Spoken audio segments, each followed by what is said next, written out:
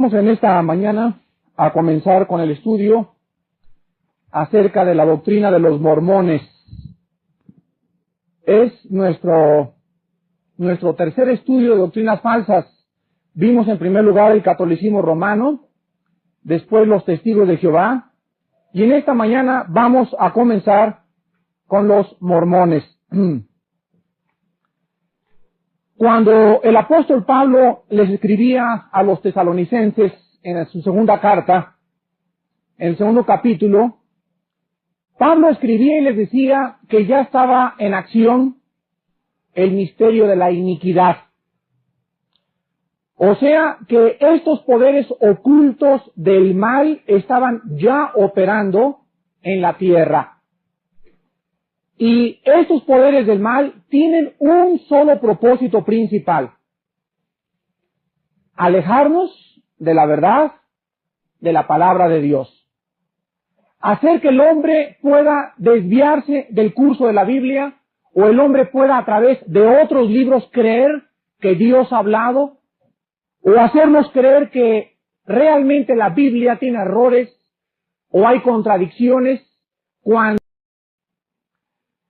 entonces el primer intento en Génesis capítulo 3, el primer intento satánico contra la palabra de Dios, lo encontramos en Génesis 3:1. Dice la Biblia que la serpiente era astuta, más que todos los animales del campo que Jehová Dios había hecho, la cual dijo a la mujer: con que Dios os ha dicho, no comáis de todo árbol del huerto. Vemos que el primer ataque dirigido al ser humano fue hacerlo dudar de la veracidad de lo que Dios había dicho.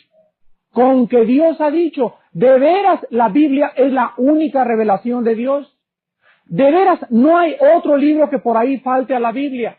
¿Con que de veras crees tú que toda la Biblia no tiene errores? Pues todos ustedes, hermanos en Jesucristo, serán atacados para hacerlos dudar acerca de la Biblia. Con este propósito, los poderes del mal pueden realizar apariciones, señales, milagros y prodigios mentirosos, y con el único fin de que el ser humano quite sus ojos de la palabra de Dios. La historia de los mormones es uno de los ejemplos más grandes de engaño de los poderes del mal. Repito, la historia de los mormones es uno de los ejemplos en la historia de la iglesia más grandes del engaño de las fuerzas del mal. En esta mañana quiero hablarles a ustedes acerca de la vida de José Smith.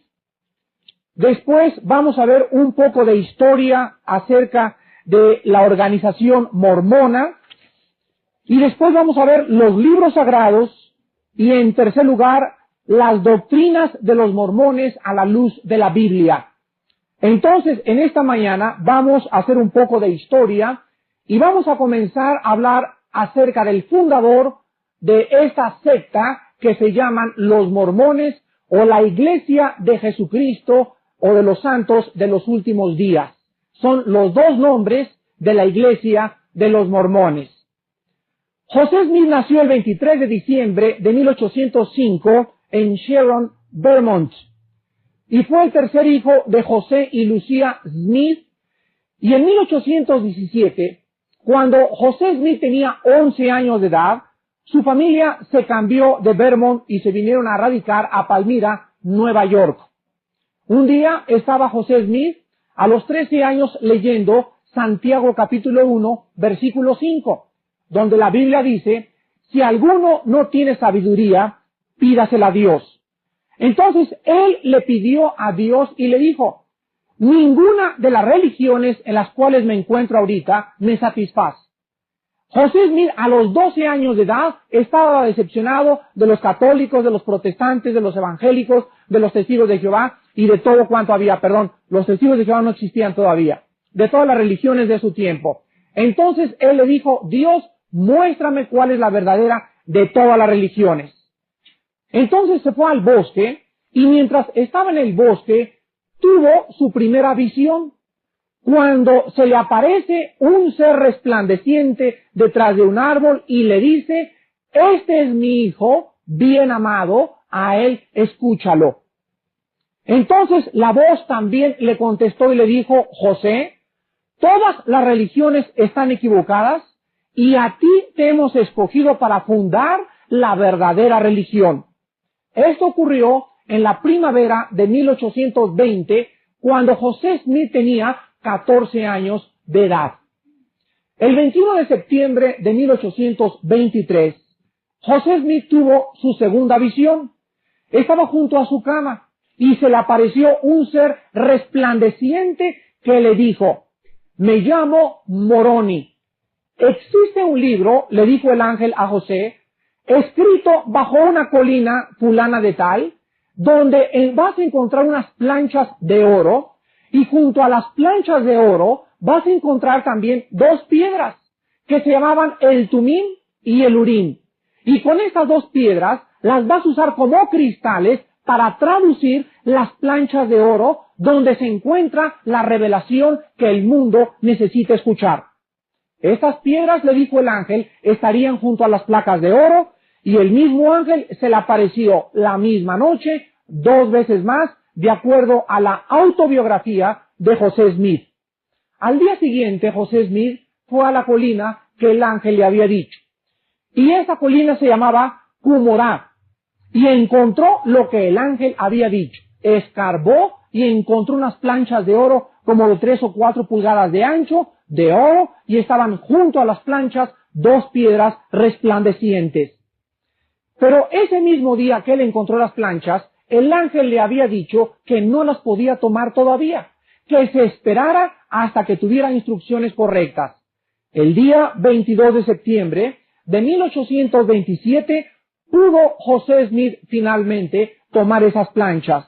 Para esta fecha, José Smith ya se había casado el 18 de enero del mismo año con una muchacha llamada Emma Hale, y habiéndose los dos escapado del suegro, porque el papá de ella acusaba a José Smith de ser un vividor y de ser un buscador de tesoros.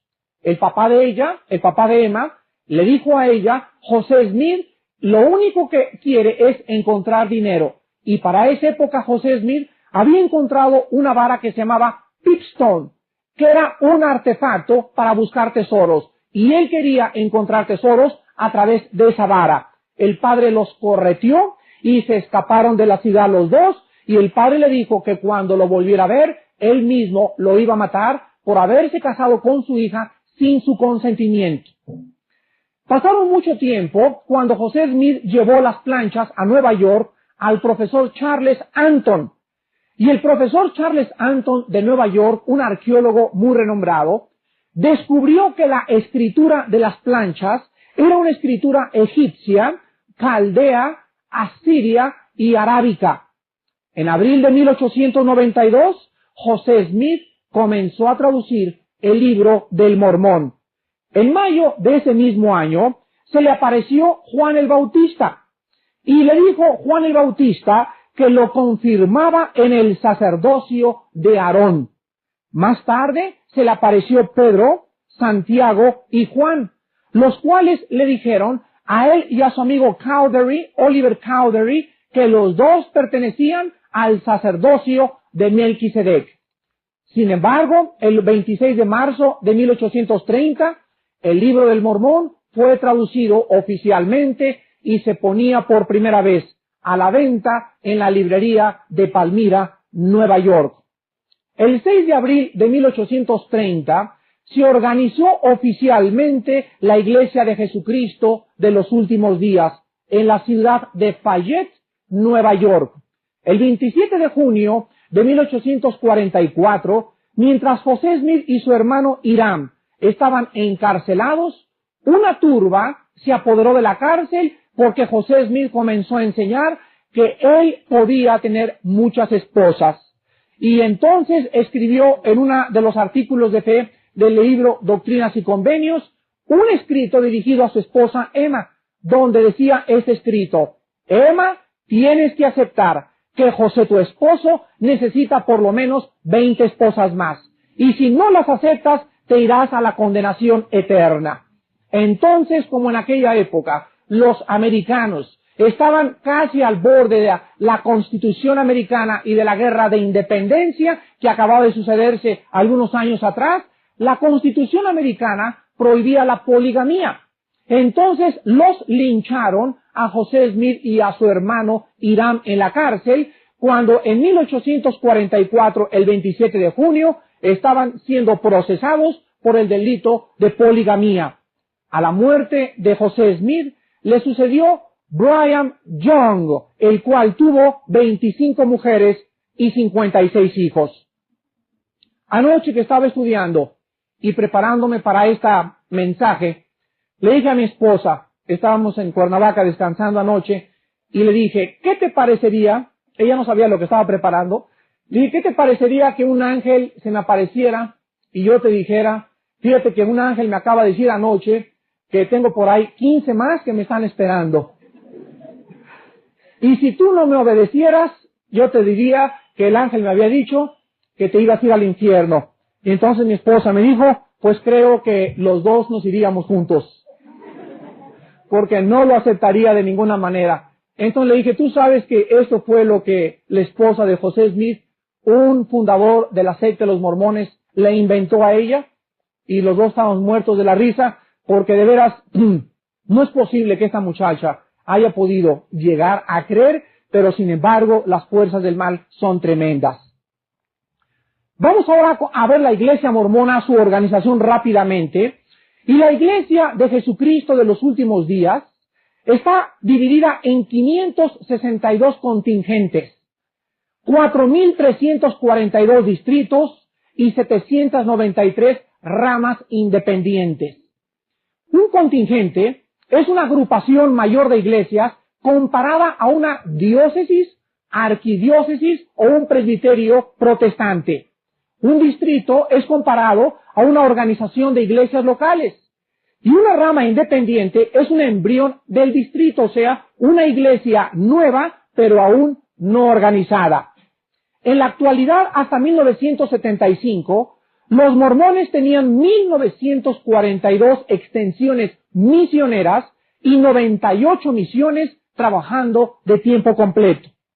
La mayor concentración de mormones en el mundo entero se encuentra en la ciudad de Utah, en Estados Unidos. Actualmente los mormones tienen 15 templos gigantescos, 6 en Utah, 2 en California, 1 en Mesa, Arizona, 1 en Idaho Falls, Idaho, otro en Lae, Hawái, otro en Carlston, Alberta, Canadá, 1 en Inglaterra, Suiza y Nueva Zelanda, respectivamente. Y acaban de terminar otro en la ciudad de Washington, D.C.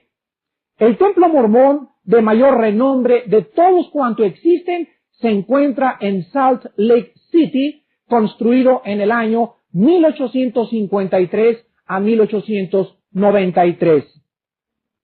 Los mormones tienen en su organización dos clases de sacerdocios: el sacerdocio del orden arónico y el sacerdocio del orden de Melquisedec. Y todos los niños de 12 años para arriba pueden pertenecer al sacerdocio arónico, y los muchachos de 19 años en adelante pueden pertenecer al sacerdocio de Melquisedec. Pero sin embargo, ¿qué dice la Biblia acerca de estos sacerdocios? ¿Cómo es posible que ellos digan, porque a José Smith se le apareció Pedro, Santiago y Juan y le dijeron que ellos eran del orden de Melquisedec y que él pertenecía al orden arónico y de Melquisedec, que todos los descendientes de los mormones pertenecerían al sacerdocio arónico? Vean ustedes Hebreos capítulo 7 y vamos a ver qué dice la Biblia acerca del sacerdocio arónico y del orden de Melquisedec. Para probar a los mormones lo absurdo y la herejía tan grande de ordenar a los niños de 12 años a 19 años conforme al sacerdocio de Aarón. Hebreos capítulo 7, del 11 al 12, dice la Biblia: si pues la perfección fuera por el sacerdocio levítico, porque bajo él recibió el pueblo la ley, ¿qué necesidad habría aún de que se levantase otro sacerdote según el orden de Melquisedec y que no fuera llamado según el orden de Aarón? Porque cambiado el sacerdocio, necesario es que haya también cambio de ley. Entonces la Biblia nos muestra que Dios instituyó en los tiempos de Moisés el sacerdocio según el orden de Aarón. Pero todos los sacerdotes que pertenecían a este culto ofrecían sacrificios por los pecados del pueblo. Pero cuando Jesucristo muere en la cruz del Calvario y expía los pecados de todo el mundo, de todo aquel que quiera creer en ese sacrificio, el sacerdocio arónico desaparece completamente. Ya los sacerdotes del Antiguo Testamento no tienen ninguna razón de ser, porque las funciones encomendadas al sacerdocio arónico han terminado con la muerte de Jesucristo. Ahora veamos en Hebreos capítulo 7 ahí mismo, del versículo 15 en adelante, el sacerdocio de Melquisedec. Y dice el versículo 15 de Hebreos capítulo 7, y esto es aún más manifiesto, si a semejanza de Melquisedec se levanta un sacerdote distinto, no constituido conforme a la ley del mandamiento acerca de la descendencia, sino según el poder de una vida indestructible, pues se da testimonio de él, o sea, está hablando de Cristo. Tú eres sacerdote para siempre, según el orden de Melquisedec. Queda pues abrogado el mandamiento anterior a causa de su debilidad e ineficacia, pues nada perfeccionó la ley, y de la introducción de una mejor esperanza, por la cual nos acercamos a Dios. Y esto no fue hecho sin juramento, porque los otros, ciertamente sin juramento, fueron hechos sacerdotes, pero este con el juramento del que le dijo, juró el Señor, y no se arrepentirá, tú eres sacerdote para siempre, según el orden de Melquisedec. Por tanto Jesús es hecho fiador de un mejor pacto, y los otros sacerdotes llegaron a ser muchos, debido a que por la muerte no podían continuar. Mas éste, por cuanto permanece para siempre, tiene un sacerdocio inmutable, por lo cual puede también salvar perpetuamente a los que por él se acercan a Dios, viviendo siempre para interceder por ellos. Aquí vemos que Dios presenta a Melquisedec como un tipo de Jesucristo, y vemos que Jesucristo es el único que lo puede sustentar. Cuando Pedro, Santiago y Juan se le aparecieron, que no eran Pedro, Santiago y Juan, vamos a ver más adelante quiénes eran. Cuando se le aparecieron a José Smith y le dijeron que él era del orden de Melquisedec, si José Smith hubiera checado Hebreos 7, hubiera dicho, ¿a quién le creo? ¿A la Biblia o a la aparición? Y tú estás ante la misma alternativa cuando tengas apariciones. Vean Gálatas capítulo 1. Tú estás en la misma alternativa cuando tengas sueños.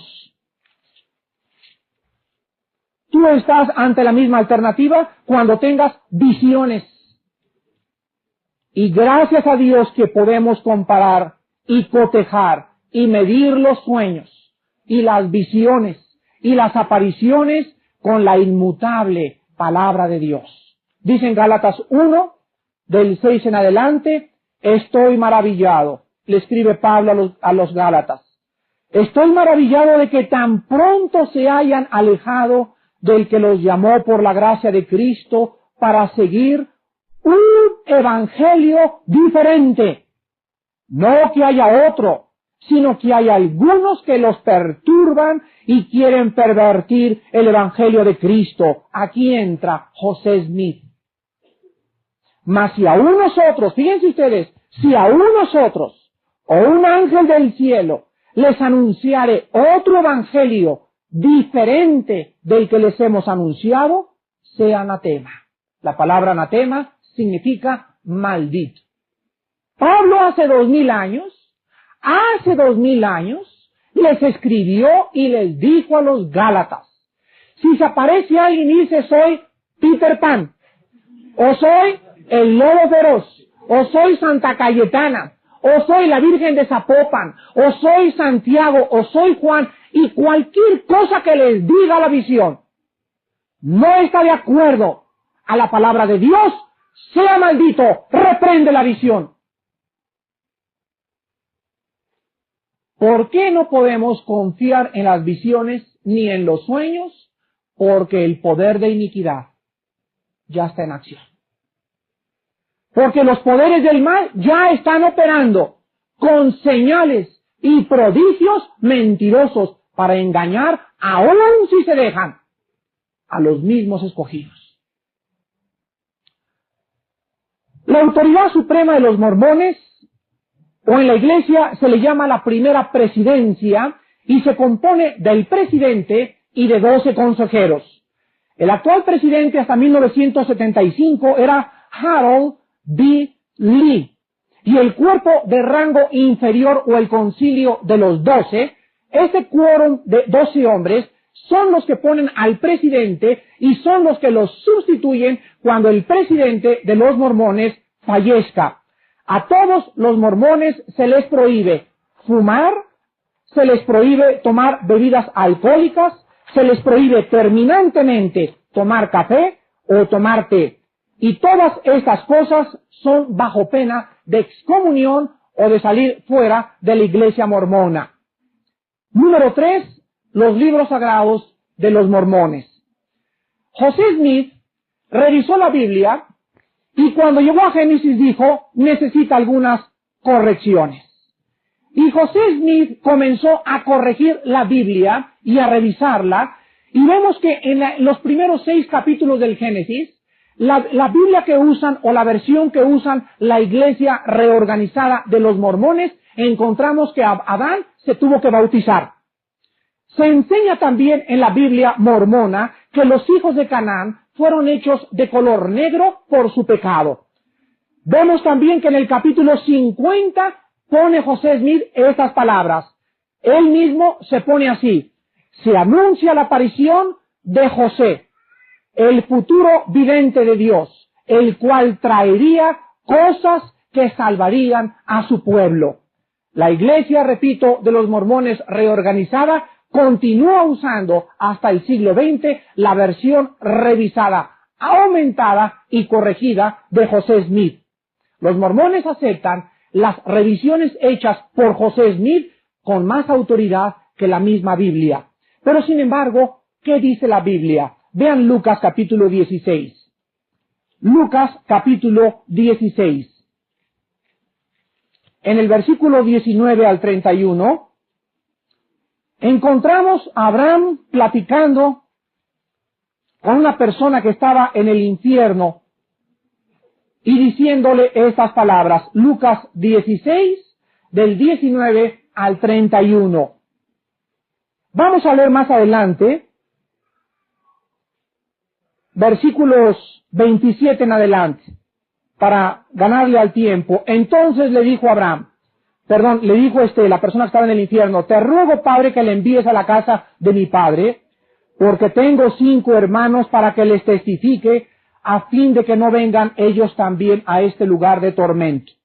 Y Abraham le dijo, a Moisés y a los profetas tienen, óiganlos, o sea, tienen al Génesis, al Éxodo, al Levítico, a los Números y a los libros de Deuteronomio. Los primeros 5 libros de la Biblia, que se les llama el Pentateuco, pertenecen a Moisés.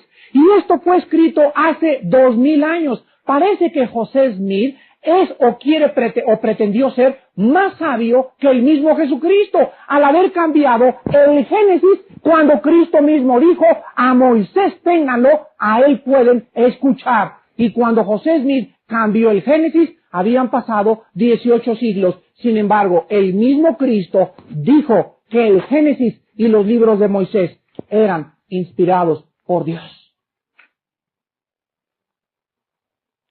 Vemos entonces que aquí Moisés y los profetas no pertenecen a la versión de los mormones, sino que pertenecen al Antiguo Testamento tal y como nosotros lo conocemos. Repito, los mormones pretenden ser o por lo menos su fundador, más sabio que el mismo Jesucristo. El libro más importante de los mormones se llama Doctrinas y Convenios. Y la primera versión de este libro apareció en 1876 y se compone de 136 capítulos. Todos los capítulos de Doctrinas y Convenios los escribió José Smith por inspiración y por revelación, excepto el capítulo 132 que escribió su sucesor Brigham Young. En el capítulo 132 de Doctrinas y Convenios se menciona la poligamía, donde se le dice aquí en este capítulo, cómprenlo, en Doctrinas y Convenios, ahí se le dice a la esposa de José Smith que tiene que aceptar las esposas de su marido, bajo pena de condenación. Esto se encuentra en Doctrinas y Convenios, capítulo 132, versículos del 52 al 54. En este libro también se enseñan en los capítulos 124, 127 y 128 el bautismo por los muertos, el matrimonio en el cielo y el matrimonio múltiple o la poligamía. Pero debemos hacer aquí un paréntesis. ¿Sabían ustedes que el libro del Mormón lo prohíbe? Fíjense ustedes, José Smith funda los mormones y escribe un libro que dice él que fue inspirado por Dios.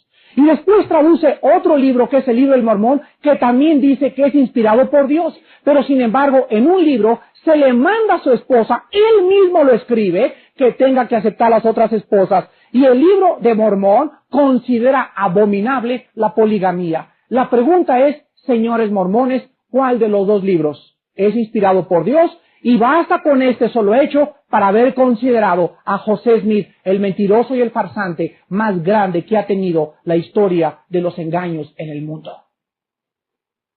El segundo libro que los mormones tienen es La Perla de Gran Precio. Y este libro contiene los escritos de José Smith bajo el título de Artículos de Fe en la página 59. Uno de estos artículos dice lo siguiente: creemos que la Biblia es la palabra de Dios, al igual que el libro del Mormón. Esto se encuentra en la página 59, en La Perla de Gran Precio, bajo el título Artículos de Fe. El libro de La Perla de Gran Precio se divide en 5 secciones. Número 1, contienen el libro de Moisés, escrito con 8 capítulos cubriendo los primeros 6 capítulos del Génesis, con las correcciones y las versiones aumentadas de José Smith. En segundo lugar, La Perla de Gran Precio contiene el libro de Abraham, el cual se afirma es una traducción de un papiro egipcio. En este libro se cita a la estrella Kolob como la mayor y la más cercana de Dios, y donde Dios planeó con los otros dioses que existen, después lo vamos a traducir, a enseñar, en la creación del mundo. En tercer lugar se encuentra en La Perla de Gran Precio una traducción del capítulo 24 de San Mateo hecha por José Smith.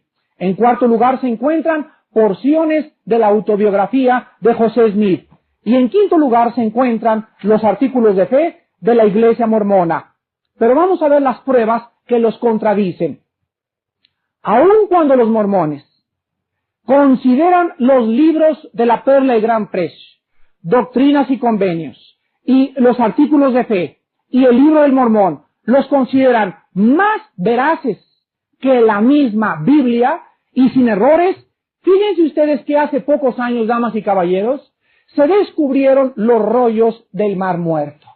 Y en estos rollos del Mar Muerto, que fueron escritos en papiro antiguo y encontrados cerca del Mar Muerto en una cueva bajo un frasco, estos rollos contienen libros de todo el Antiguo Testamento, menos del libro de Esther. ¿Y sabían ustedes que estos rollos pertenecen a una época de 200 años antes de Cristo? Y sin embargo, los rollos del Mar Muerto son idénticos al Antiguo Testamento que tenemos en esta mañana en la mano.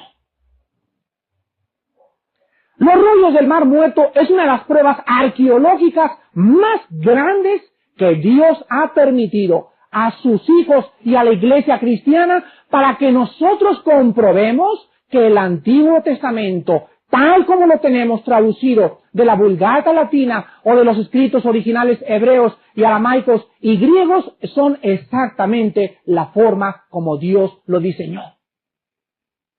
¿Cómo es posible entonces, cómo es posible que los mormones hayan podido creer que tiene más veracidad los libros que tienen cuando los descubrimientos arqueológicos prueban que la Biblia no tiene problemas?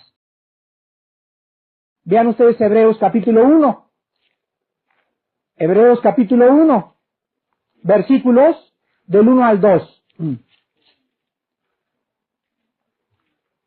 ¿Cuántos dolores de cabeza la gente se evitaría si de veras amaran la Biblia y amaran encontrar el camino y la verdad y la vida eterna?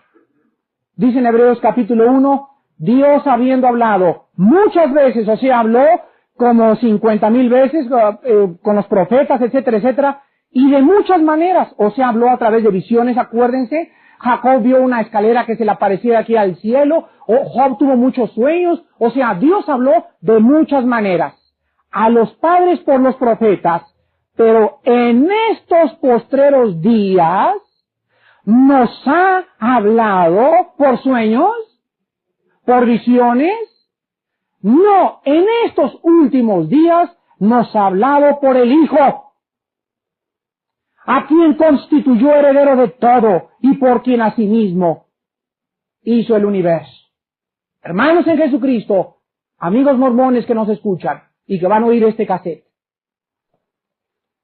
la última palabra de Dios al ser humano fue Jesús. Dios no tiene nada que decirnos ya, ni en visiones, ni en sueños, ni en apariciones, ni en otros libros, porque todo está completo. Cuando Él dijo y presentó al unigénito diciendo, este es mi Hijo amado, y en eso se aparece Elías, y se aparece Moisés junto de él, y la voz dice, a Él oíd. Él es lo último que yo tengo que decirte en esta generación. Vean ustedes Apocalipsis capítulo 22. Pero cómo le encanta a la gente estar buscando revelaciones y apariciones. Me voy a ir a echar, me voy a ir al popo, voy a meter debajo de una cueva y Dios me tiene que hablar. ¿Por qué mejor no lo buscas en su palabra? Porque eres más decidioso para estudiar su palabra que para buscarlo a través de visiones. El mundo quiere, Dios, háblame. Si no es esa mi novia, quítamela. Busca en su libro su voluntad. No lo busques a través de visiones porque se te va a aparecer Santa Cayetana. Se te va a aparecer Pedro, Santiago y Juan, que no son Pedro, Santiago y Juan. Todas las personas que insistan en buscar a Dios fuera de la Biblia serán desviadas de la verdad. Dice en Apocalipsis 22, versículo 18 al 19, yo testifico a todo aquel que oye las palabras de la profecía de este libro. Fíjense, el Apocalipsis es el último libro de la Biblia. Yo testifico, si alguno añadiere estas cosas, Dios traerá sobre él las plagas que están escritas en este libro. Y si alguno quitare, ¿oíste, José Smith? Si alguno quitare de las palabras de esta profecía, Dios quitará su parte del libro de la vida y de la santa ciudad y de las cosas que están escritas en este libro. Aquí encontramos nosotros que hay una maldición en la Biblia. En el libro de los Gálatas, Pablo dice, no creas aunque se te aparezca quien se te aparezca, si no es otro evangelio. Y si a alguien le agrega la Biblia o le quita la Biblia, dice Dios, esa persona no viene de mí. Los poderes que esa persona hizo para esas apariciones no son mías. Y les quiero recordar lo que dice Pablo en 2 Tesalonicenses capítulo 2. 2 Tesalonicenses capítulo 2, versículo 9 al 12. 2 Tesalonicenses capítulo 2, del 9 al 12. Y habla de la venida del anticristo. Y dice Pablo, inicuo cuyo advenimiento es por obra de Satanás, con gran poder y señales y prodigios mentirosos, y con todo engaño de iniquidad para los que se pierden, por cuanto no recibieron el amor de la verdad para ser salvos. Por esto Dios les envía un poder engañoso para que crean la mentira, a fin de que sean condenados todos los que no creyeron a la verdad, sino que se complacieron en la injusticia. Escucha cómo trata Dios con sus hijos. Jesús se acerca a los fariseos y les dice, si cualquiera de ustedes quiere hacer la voluntad de mi Padre, conocerá si yo hablo por mi propia cuenta. Se encuentra en el capítulo 7 de San Juan. Si alguno está dispuesto a obedecer a Dios, va a encontrar si las enseñanzas de la Biblia vienen de Dios. ¿Oíste? Pero el problema está en que no queremos hacer la voluntad de Dios. Si alguien quiere saber si esa muchacha con la que andas de novio es de Dios y está dispuesto a dejarlo o a dejarlo, conocerás si yo soy Dios. Pero el problema es que los muchachos no las quieren dejar. La muchacha no lo quiere dejar. Entra el capricho humano. ¿Quieres saber si esa casa es para ti y quieres saber mi voluntad? Señor, aunque tu voluntad sea que no, yo la quiero. ¿Quieres saber si realmente quieres irte a estudiar a Los Ángeles, California, la carrera de arquitectura, Padre Santo? Y si tú me dices otra cosa, yo quiero arquitectura. Dios se queda callado, no puede intervenir en el albedrío humano y permite que esas personas sean desviadas. Por cuanto no quisiste conocer su voluntad. Y te voy a decir cuál es el paso siguiente.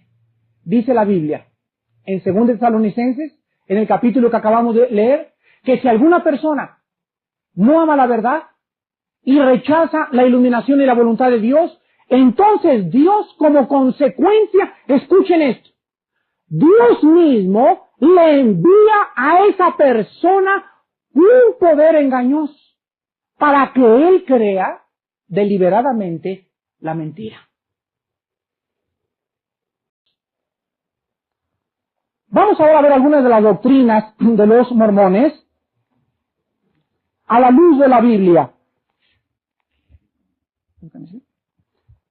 La primera doctrina, vamos a ver lo que dicen los mormones acerca de Dios. ¿Qué piensan los mormones acerca de Dios? Ellos enseñan que Dios tiene un cuerpo en carne y hueso como nosotros y que Jesucristo también tiene un cuerpo de carne y hueso. Pero ellos enseñan en el libro Doctrinas y Convenios, capítulo 130, versículo 22, que el único que no tiene cuerpo es el Espíritu Santo. ¿Qué dice la Biblia? Juan capítulo 4, versículo 24. Juan 4, 24.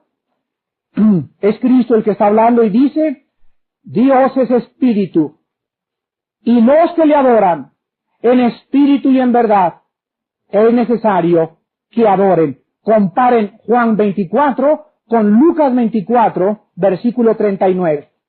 Está antes de Juan. Comparen Juan 24 con Lucas 24, versículo 39. Cristo se les aparece y les dice, miren mis manos y mis pies que yo mismo soy. Escuchen lo que dice Cristo, amigos mormones, porque un espíritu no tiene carne ni huesos como veis que yo tengo. Dios es espíritu y la Biblia dice que un espíritu no tiene carne ni huesos.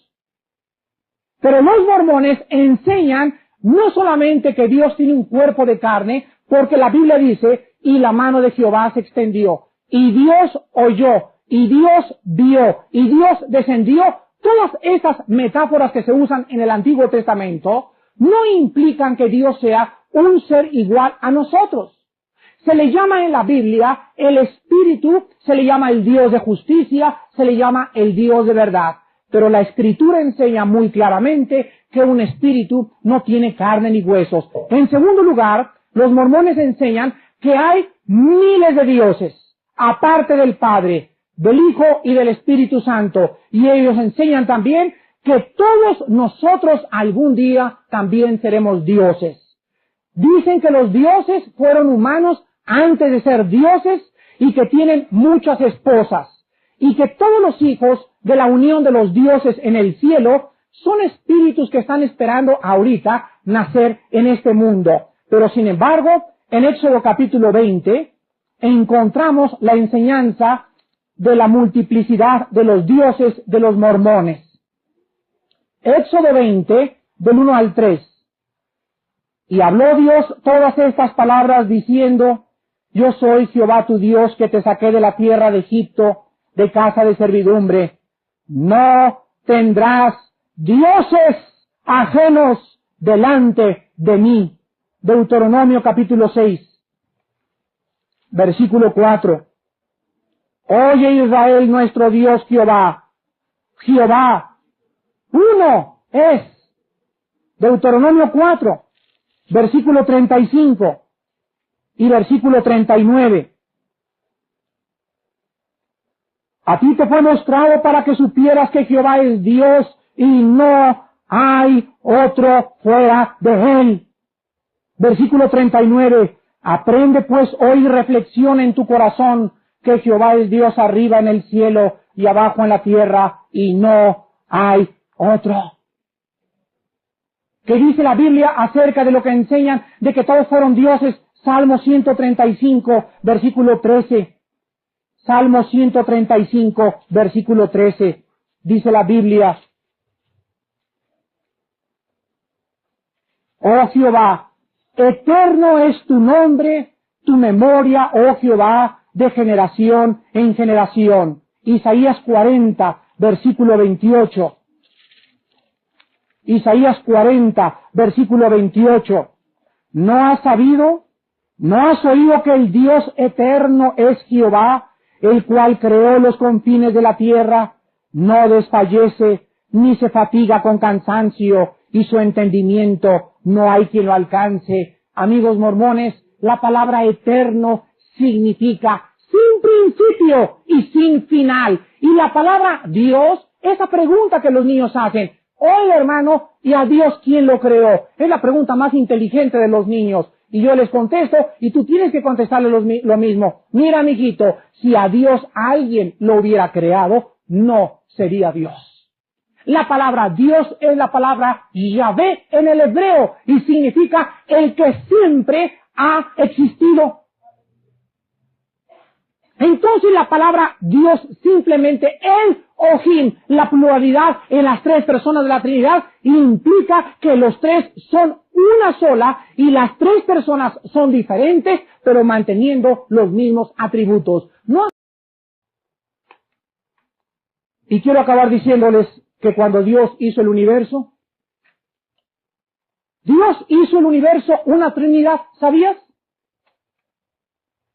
El universo se compone de tiempo, espacio y materia. Todo el universo es trinitario. Ahora, el tiempo se compone de tres también: pasado, futuro y presente. El espacio se compone ancho, alto y bajo, y la materia se compone de color, volumen y fenómeno. En todas las cosas, Dios dejó su estampa y dejó la estampa y el sello de la Trinidad. Sin embargo, la enseñanza bíblica es: no son tres dioses, es un solo Dios, manifestado en tres formas diferentes. La semana que entra continuaremos con nuestro estudio acerca de las doctrinas de los mormones. Pero todos los errores, repito, que encontremos en el mundo: Cristo nació en Cachemira, Cristo fue un filósofo, fue de los esenios, Dios no existe, los mormones es la verdadera religión. Todos los errores, digo Cristo, tienen una sola raíz. Erráis ignorando las Escrituras y el poder de Dios. Todos sus problemas filosóficos tienen la raíz que no conoces lo que Él ha dicho acerca de sí mismo en su palabra. No quisieras hoy en tu corazón recibirle por la fe. Oremos.